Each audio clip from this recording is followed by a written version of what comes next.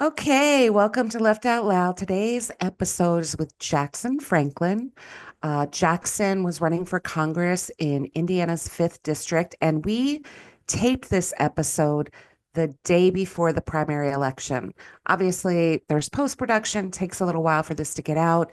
And unfortunately, Jackson did not win the primary in his district. However, he came in second place, and there were 7 Democrat candidates running for that position.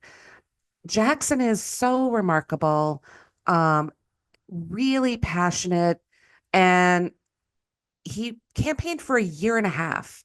So you can tell that putting that work in at the ground level really made all the difference in the world for him to come in second place against an establishment candidate with tons of money and ahead of 5 other candidates. Um, I just feel like Jackson Franklin is headed for a really bright future in politics. So we are sad that he did not win his primary, but we are also so excited to see what's ahead of him. So watch this episode. Just full transparency. He did not win the primary, but he's definitely someone to keep an eye on. Jackson Franklin is going to be a name you want to know because he is going to go places. I guarantee it. So enjoy this episode. Hey, Allie. Hey, Seth. Hey, you know what time it is, right? I sure do. Yes, indeed. So we've got a great progressive grassroots candidate. His name is Jackson. He's running for Congress in the great state of Indiana. He's a Hoosier.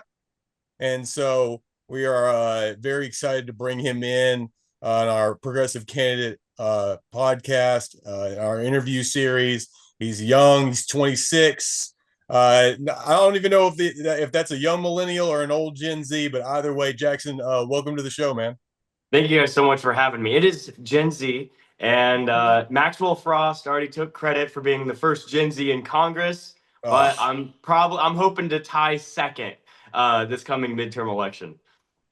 okay, okay. You deserve that. A 26 is ambitious, and you've really got it together, Jackson. I can tell that I already appreciate from it. what I've read. Thank you. I appreciate it.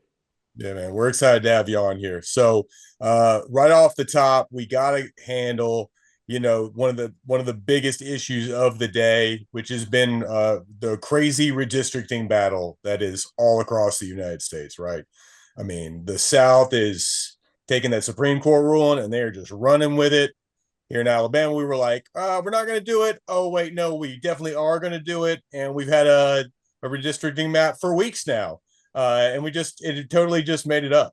So, but there in Indiana, you guys actually fought off redistricting, which was incredible because, Trump was making a hard push in all the red states. And first of all, I just want to know, what you think about this whole redistricting thing, how it's all been going down. And then secondly, what you thought about like the stance that your home state made. Yeah, so I'm very proud to say that here in the Hoosier State, the crossroads of America, Indiana, we actually put so much people power, pressure on the supermajority Republican legislator at the state house. It's not like, oh, it was like we just had to convince a few Republicans. No. In fact, none of the Democrats could even show, like, they didn't even have to show up. There's a super majority in the state Senate and especially in the state House here in Indiana. But thanks to the thousands of people that were protesting for months, writing letters, and demanding that their politicians listen to them, the people of their districts, and not DC outsiders deciding they are entitled, or as Trump says, oh, I'm owed those seats. Like they're his basically. No, those seats are not their seats. Those seats are the people's seats. And I'm very proud to say that I was on the front lines organizing across this state and coordinating a fight back. And when JD Vance came here twice, we were ready. We were waiting for him, and we booed Yeah. him out of the state house. I love Made him that. go packing. And nationwide, yeah, the recent Supreme Court decision that overturned the Voting Rights Act of 1965 is just disastrously racist, and it's not shocking that centuries of slavery and 100 years of segregation did not undo the racism that is still seen here in modern day America. There's the invisible hand and oftentimes the not so invisible hand of white supremacy that still reigns supreme in this country. And it's our job as activists, organizers, people in the space to fight back and fight for a system that represents all people, not just the select few, not just the rich, but a nation that truly is of, by, and for the people. And don't let the politicians harass you. In Congress, I will continue to fight for the People Act, which was proposed in 2023, and it went down partisan lines. All Democrats, and what it did, by the way, is ban partisan gerrymandering, have nonpartisan, independent voting commissions decide our congressional districts. And all Democrats voted for it, all Republicans voted against it. So what you were hearing them now say today, oh, the Democrats are not playing fair, despite that we started. How dare you play our rules? Cry me a river. It's crocodile tears and it's all made up. It's all just politics. It's all just, rhetoric to them. Yep. They don't actually care about saving democracy. What they actually care about is ways to control you. And it's our job to fight back for the people. Yeah. I mean, amen. I love it, Jackson. You're Yes, feisty. So, Jackson, I read your bio. I want to say I've read a lot of bios as we've been going through this interview series. Yours is the best I've read because I really felt like I got to know you, Jackson, as a person, not just political talking points, not just your things that most politicians tend to focus on and curate, right, when they're creating a bio about themselves. I really felt like I connected with you. I'm so sorry to hear about your father's passing. I lost my father at a relatively young age. I know how devastating that is to a family, and the emotional and financial toll it takes on the family unit. So first of all, I just want to say I'm so sorry to hear that happened to you and your family. You are part of triplets. You have two triplet brothers. You have an older brother, older sister. Your father was a union worker, right, for General Motors for 27 years. You live in red Indiana. Like you said, it is a super majority. And I saw that when you were 16, you went to your first political rally, and that was a rally for Mr. Bernie Sanders. And that shaped your political vision. So you are truly a blue dot, right? I need to know, how are you received? Is your family progressive like you? Do they lean more red? What about your friend groups? How have you managed to harness all of this progressive energy in such a red state? Well, first off, I want to say I appreciate it. And, my family's doing our best because it was back in This October. last year, right? Yeah. So it's, It's fresh and raw. Yeah. So, and I appreciate it. But he would be proud of the movement that we've been building throughout the last year and a half of campaigning. And, he was the guy, you asked me about my family's political beliefs. He was a guy who voted Republican in the past, well, before Obama. He's strong, proud union worker, working at GM, UAW. And yeah, I mean, he's very passionate about the issues, fighting for, working class people, strong, strengthening unions. But he was kind of more of as far as vibes go, kind of like a conservative guy. And he was like, well, I don't know about these things. But of course, we convinced him otherwise. And, so we pulled him back to the center, which is progressivism. Yeah. And you asked me how I'm received here in red Indiana, mentioned Indiana does appear red on election night. But I push back on that notion. I say, Indiana last midterm election ranked 50th out of voter turnout in the whole country. 60% of registered voters did not vote last election. So we are not a red state. We are, if anything, a gray state, did not vote state. If did not vote was a candidate on the ballot, they would win all across the state, hands down. But we have to ask ourselves, why are people not going out to vote? A lot of working people, they know the Republicans are going to stab them right in the face. But oftentimes they also feel like the Democrats have been stabbing them in the back. Indiana is a Rust Belt state. And when you look at both parties who take a large amount of money from corporate interest, wealthy special interest groups, and it's kind of hard to tell between some of them on some policies here. They feel betrayed. I mean, it was Democrats in charge that did NAFTA under Bill Clinton. So Yeah. people remember that here in this Yep. state. And the way we win back rural Indiana, did not vote Indiana. Like the people just feel disaffected. They feel politically homeless. There is no party for the working class.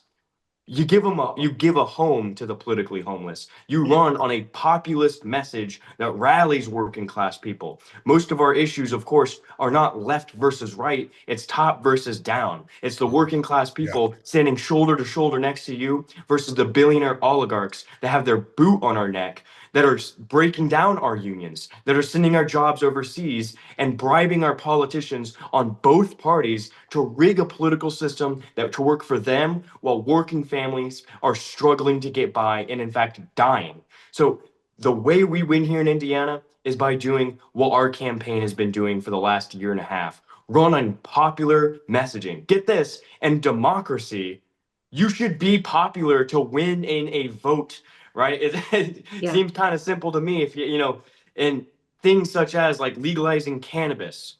According to a Ball State study, which I have to source, being someone in Muncie, of course, chirp chirp. Yep. According to a Ball State study, 87% of Hoosiers want to legalize cannabis in one form or another, but we haven't done it. We're surrounded by states, even Kentucky, who's kind of more red, just as us, and even they have it legalized medicinally. So why does Indiana not legalize cannabis? I wonder if it has anything to do with Eli Lilly, Big Pharma, being headquartered in Indianapolis and lobbying our state legislator on both parties. So it's up to us to fight for that populist vision and actually give a home to the political homeless. And for the last 20 years, Republicans have dominated this state.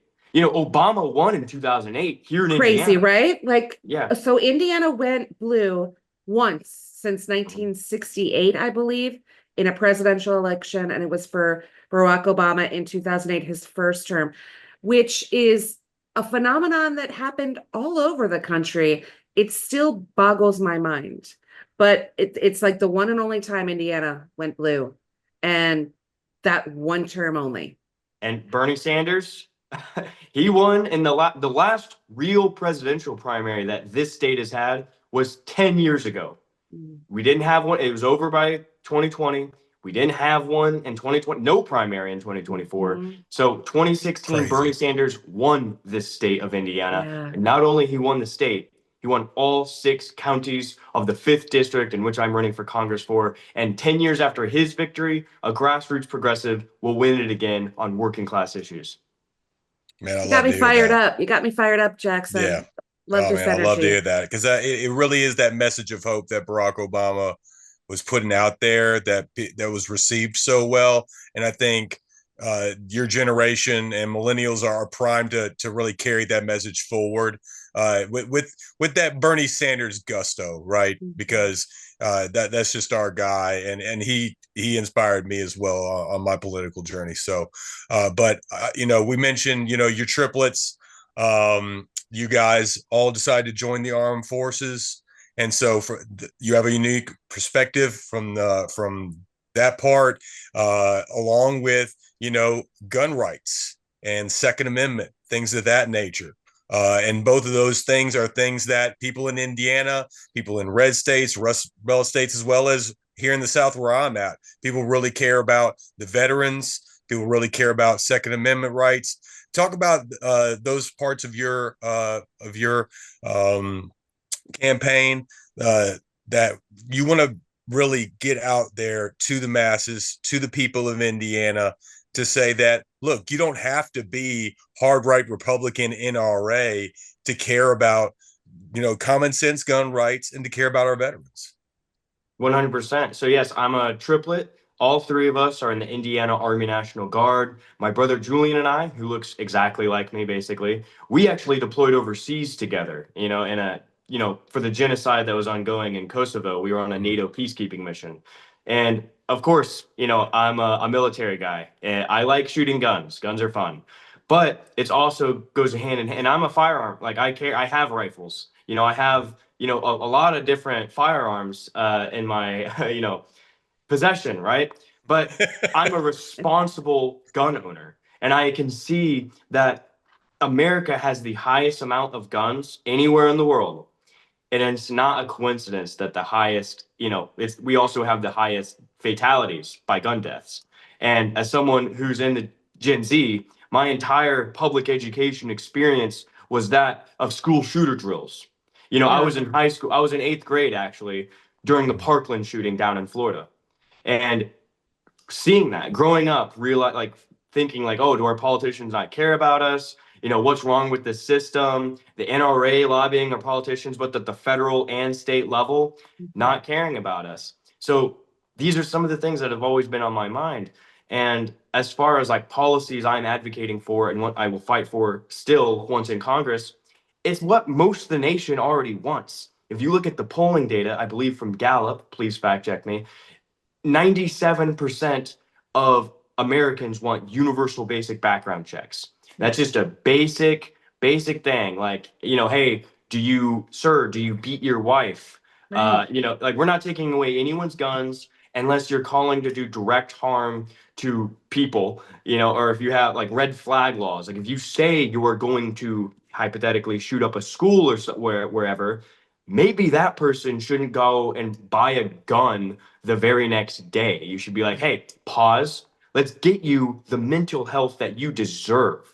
And that's why we need to have mental health care for all in this country. But there's just some basic things that most Americans agree with. Universal basic background checks, red flag laws, and even like high capacity magazines. Most Americans understand that like at some level, you are not acting in self-defense if you have, 60, 80 rounds in your magazine. So as I'm someone who shoots recreationally, I've done like army competitions and many more. I just like shooting. But I can also see that like some things are off the table. You wouldn't hand someone a nuke, or like you shouldn't be given like a tomahawk missile. So at some level there is that line, and it's just discussing where that line is. Yeah, makes total sense. I think it makes sense to so many of us. Unfortunately, like you said, there's a lot of money at stake, right? When it comes to this gun issue and common sense gun legislation. Okay, being in the military, and I saw on your platform that you're, obviously pro-Palestine, and you want, you are in favor of defending Ukraine's sovereignty. So I have to ask how you're feeling about what's happening in Iran right now.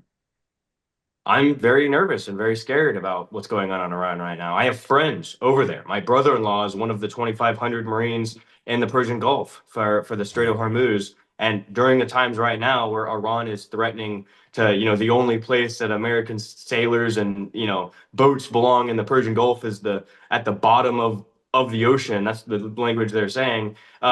Self-defense, I might say, like we went over there. Like don't go over there if you don't expect to get, don't punch somebody that's huge and don't expect, and not expect to get punched back, right? So preface on that answer. But I'm very concerned about my friends. And guess what? I'm not just concerned about my friends over there. I'm also concerned about the civilian casualties that our government and the Israeli government have been killing, massacring, terrorist strikes against girls' schools in southeastern Iran. A Tomahawk missile bombed a school and it killed 180 schoolgirls between the ages of 7 and 12. That's a terrorist attack. We need to pay reparations for that. We need to make right by those families and do as much justice as we can. It's too late for those girls, but we can do what's right. Germany was paying reparations, up until like the 2010s or even maybe past that. So but I'm very concerned about, going to Kosovo, seeing the results of what genocide does to a people. Of course, I have to stand against the ethnic cleansing of Ukraine, of the West Bank, and of course, the genocide ongoing in Gaza. I'm the only candidate in the whole state of Indiana that is endorsed by the Counter AIPAC group called Track AIPAC, or Citizens Against AIPAC Corruption. They're the ones that have like the big red background with the grayed out, and then I'm fortunate enough to have a little green background colored in. Love No it. AIPAC money. Okay. But we have to stand, the UN was correct when it said what's going on in Gaza is a genocide. Using food, medicine, water as a weapon, like mass weapon against an entire people, that's a Mhm. war crime.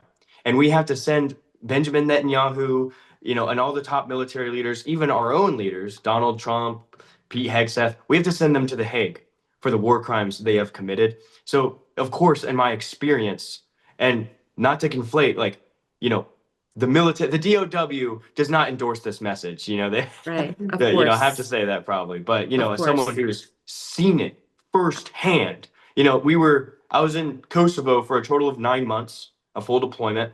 We were there, me and my friends were there for about like 2-3 month marker, and we were wondering, like, why are there just young people, like 15, 16, those Mhm. that and younger, and then there's just old ladies left, like Eastern European people, they call them like, oh, babushkas or whatever, like Right. kind of Soviet style, but there was no one in that age bracket of like the middle age bracket, like 20s, 30s, 40s, 50s. Mhm.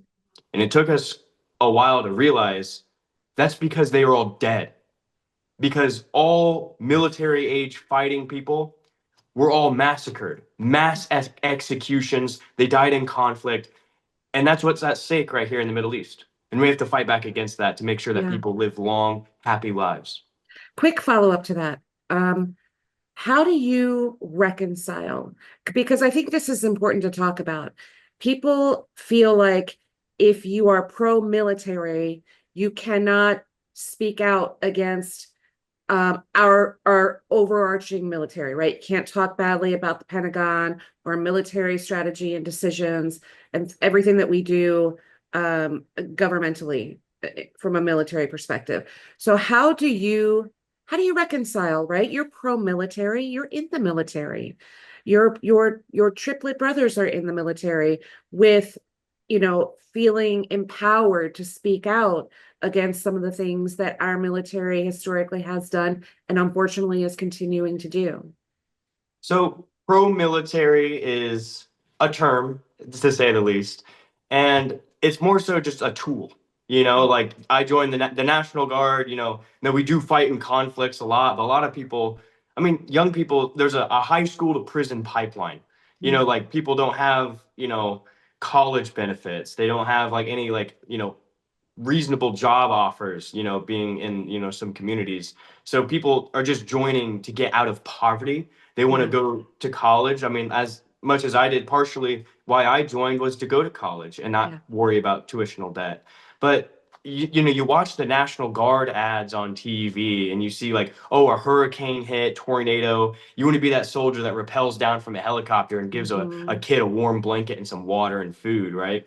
And I've done quite a bit of humanitarian aid in the National Guard. I was Yeah. deployed for 2 years during COVID, helping people across the state of Indiana. I went down to Florida for Hurricane Milton. I helped during a winter snowstorm, helping get people all, out of the snow. There's a lot of good things that the National Guard and the larger military can do, but it's more so, you blame the system, like who's in charge of the military using these tools, which is like, $1 trillion military budget at this point under the Trump regime, and he's trying to expand it to 1.5 trillion, which you can stack up the next 12 countries in the world's military budgets combined, and they don't add up to that much. And guess what? A good half of that is our allies. So what is NATO for if not like, hey, you can spend less on, military and actually focus on your people. Donald Trump doesn't want to do that. So how do I reconcile the differences between being in the military and actually supporting causes like a free palate, like against genocide? Right. Low barrier. Yes, I'm against genocide. I'm against the ethnic cleansing happening in Ukraine. And, I'm pro soldier. I'm a pro American, but it Yeah. doesn't mean that I'm pro like Death Star. Like, hey, like, oh yeah, well the Death Star, like I'm just the janitor on the Death Star is kind of like the expect, and I can 100% see that. and Yeah. like I'm an instructor. I teach, I've been on the line, I've been with the infantry, and now I'm more in a teaching role. I teach soldiers all across and community members uh, combat lifesaver skills, how to stop bleeding, what to do in Mhm. an event of a heart attack, choking. So like teaching people how to save lives, and I'm very Yeah. proud of that. So, and it's just like, hey, I am fighting. Like, what am I doing in this camp? Like, yeah, I'm in the military. I'm also fighting to make sure the military doesn't bomb schools in Iran, that Yeah. doesn't, bomb civilians in Venezuela. We're strangling Cuba right now. We're basically doing our I own know. genocide there. It's terrible. And so, yeah, I am fighting back. Like, I don't, Yeah. it's kind of like an oxymoron. It is like a weird position to be in, I guess. I don't But think it is. I just find it No. refreshing, right? It shouldn't be either or. We should be, this is America. If we truly have freedom in America, we should have the freedom to serve and also speak truth to power. Yeah, I mean, don't we don't it's follow like everyday people orders. think we can't talk and chew gum at the same time or Yeah. walk and chew gum at the same time. Like you can absolutely care about our troops and you can absolutely be against the military industrial complex and the money that they are siphoning from the American taxpayers every single year. I mean, two trillion in Iraq, 2 trillion in Afghanistan. This war they're talking about projections around 1 trillion, if not more. So you got $40 trillion in debt, and 6 trillion of that is war. So I Mhm. think it's I think it's something that people are coming around on, right? Like we don't have to do one or the other. You can be both and stand for both, and Right. both make sense. One thing I wanted to talk about was, our guy Bernie. One of his biggest platforms is universal health care, and it makes so much sense in rural places like you and I live, where our rural hospitals are drying up. People don't have access to health care. There are healthcare deserts, things of that nature. Um, and I know that it's personal to you, living in a big family. Talk about And being an universal health EMS care and worker. yeah, and just talk about universal health care and how you want to try to bring that to not only Indiana and the rural areas, but our country. So yeah, I believe that healthcare is a human right. And out of the 33 developed nations in the world, the United States is in fact the only one that does not guarantee that right through law. Everywhere else, the rich pay their taxes. They actually the best, more than here. And Yep. then you just Imagine. go to the doctor. You go to the doctor without fear of going through medical bankruptcy. And as my experience in EMS, I'm a paramedic now. Back when I was an EMT, I was on a transfer ambulance. And most of the time it was like dialysis patients, transplant, or like, inter facility transport. Too many times I took veterans as someone I look up to, my heroes, veterans from the hospital back to their homes to die because they didn't want to put their families in medical bankruptcy. This nation cannot take care of those that took care of us. They Yeah. go overseas and they fight and nearly die for this country, and they come back here to a healthcare system that prioritizes the profits of the billionaire CEOs at the top at the expense of the lives of the men and women that have already sacrificed their lives for this country. And our campaign slogan is proudly saying people over profits, because that's who the government is supposed to serve in the first place. I am fighting for Medicare for all, much like Bernie Sanders. And I think, medical bankruptcy, by the way, is the number one form of bankruptcy all across this country, Yeah. which is a uniquely American experience. And thanks to the one big beautiful bill, which the Republican I am going to replace on November 3rd, she voted for. It would cut 18 million people off their Medicaid. And now more than 120,000 Americans die every year due to lack of health care. And more than 300,000, they're not dying, but they're just sitting with chronic pain, chronic illness, without a way to go to the hospital and not go into medical bankruptcy. So having a Medicare for all, Medicare for dear listener, it includes 65, if you're 65 and older, but it does not include dental, vision, or hearing.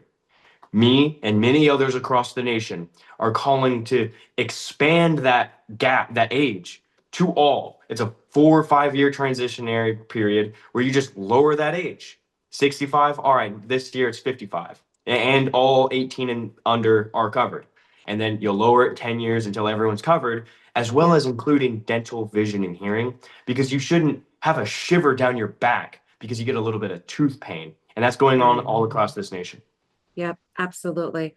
All right, let's talk about that sticker you're wearing. Yes. If you're doing it podcast style, I am wearing a I voted sticker.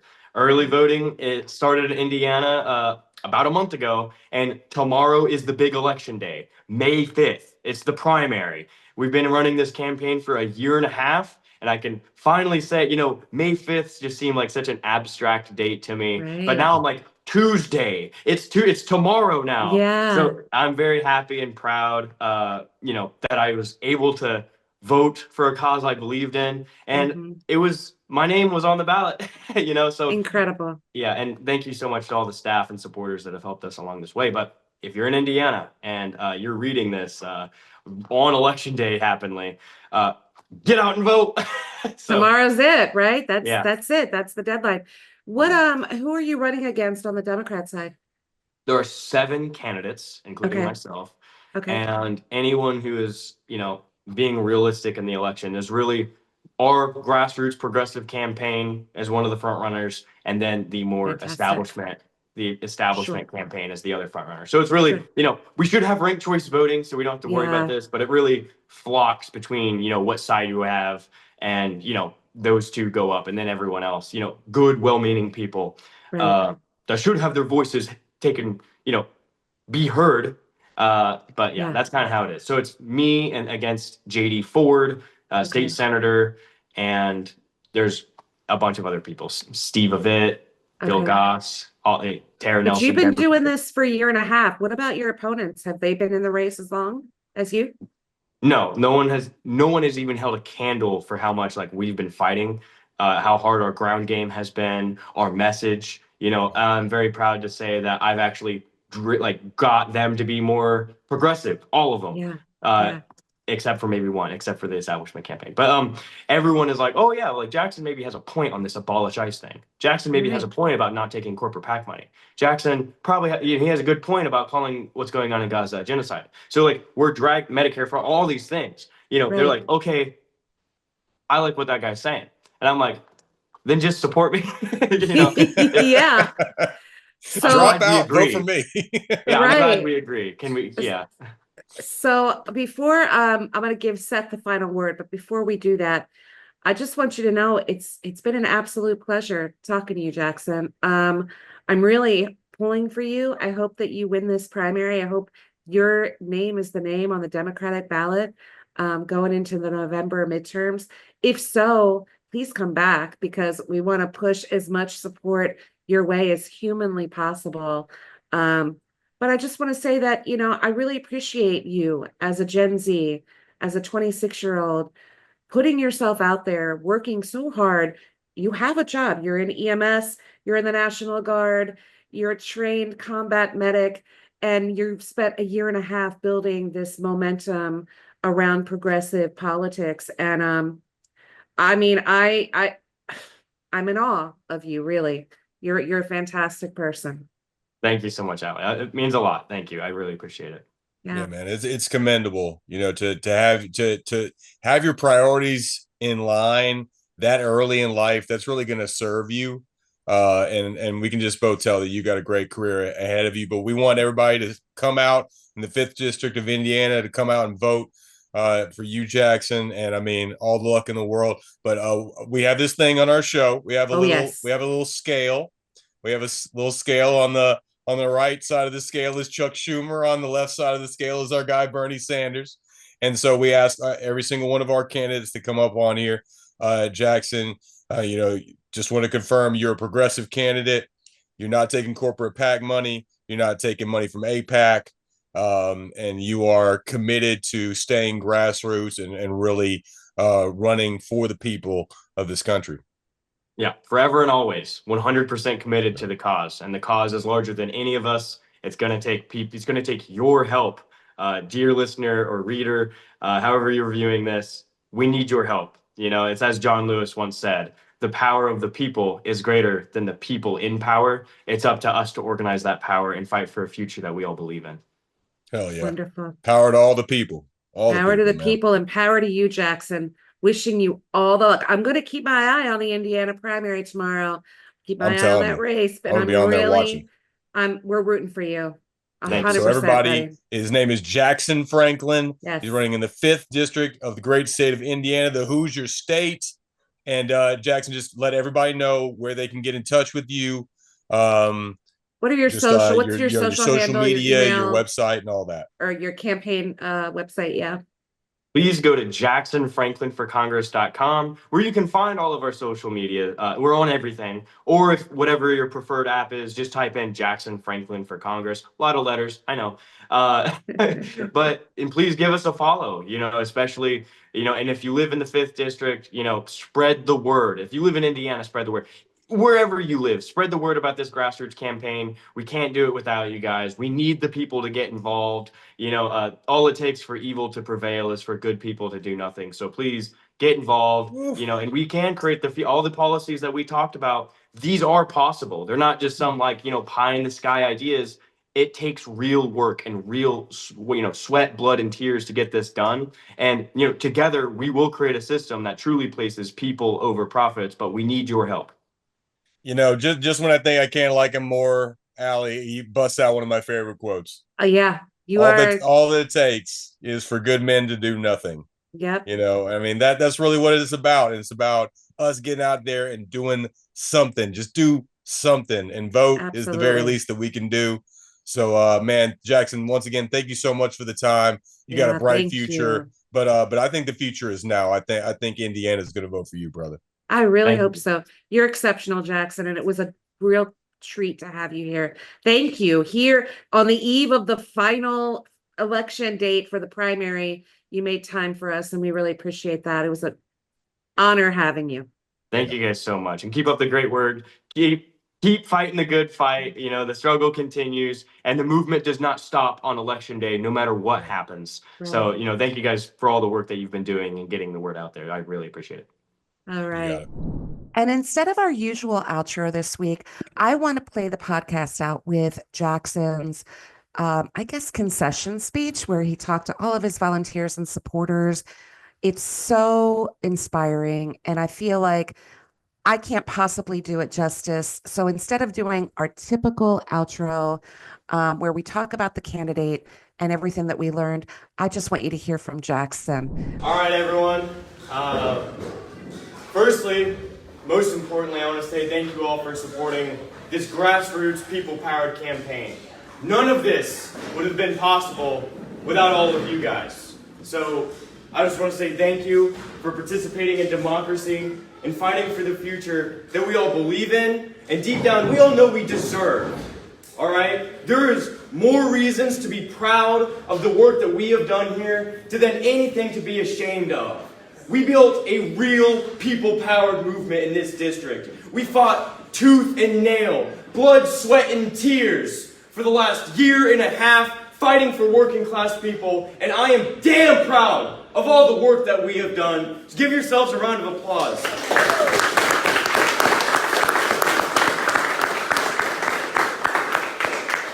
I can't say thank you enough. This sucks, to be blunt. But I want to give you guys some hope as well. We're not going anywhere. There is going to be a next time.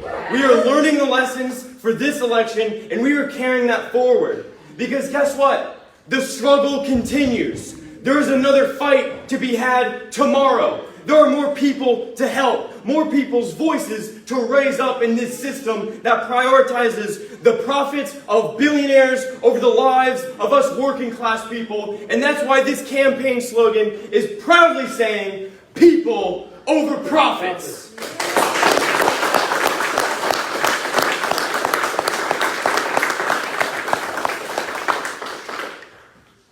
I want to say thank you to my family, to my beautiful girlfriend, Rebecca, to all the people who've knocked thousands of doors, called thousands of phone calls, written letters, talked to your family members, sent text messages out. I want to say thank you to my amazing campaign manager, Chelsea McDonald.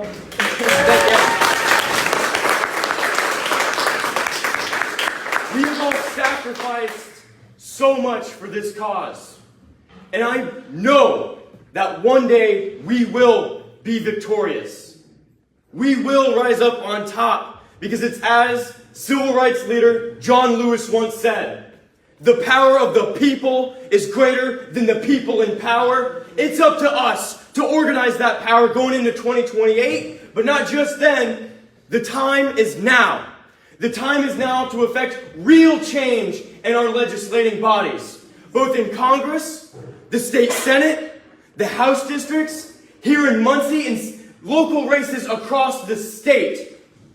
We've had an outsized influence in changing the dialogue, not just in this town, not just in this district, not in this state, but this entire country. People are talking about what's going on in Gaza. People are talking about Medicare for all, healthcare is a human right. People are talking about getting money out of politics and having politicians that listen to us, the working class, and not the wealthy donor class. We should be proud of that fact.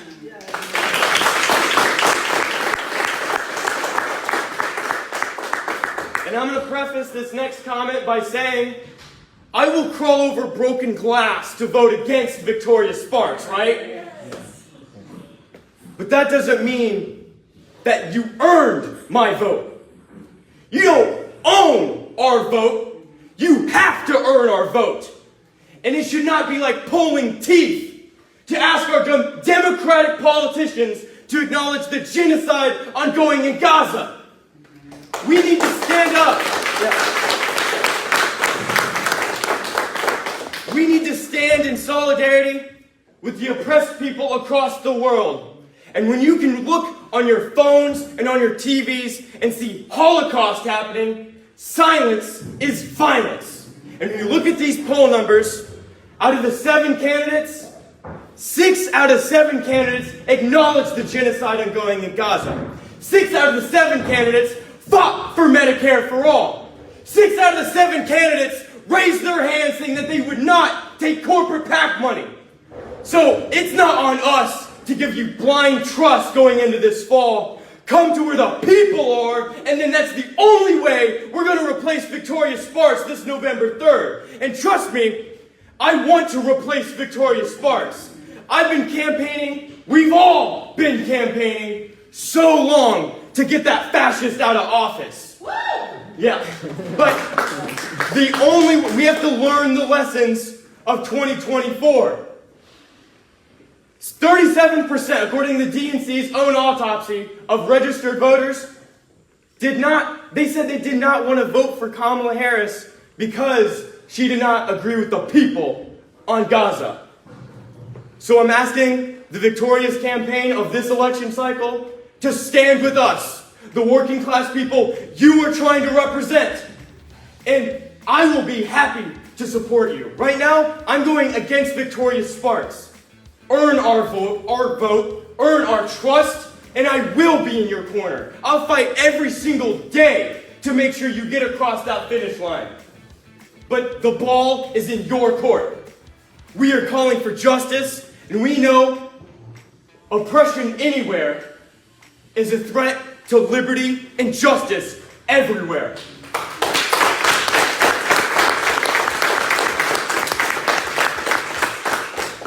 I just want to say thank you all. We are not done. There is going to be a 2028. There is going to be a brighter future to be had. Be optimistic. We've done a lot.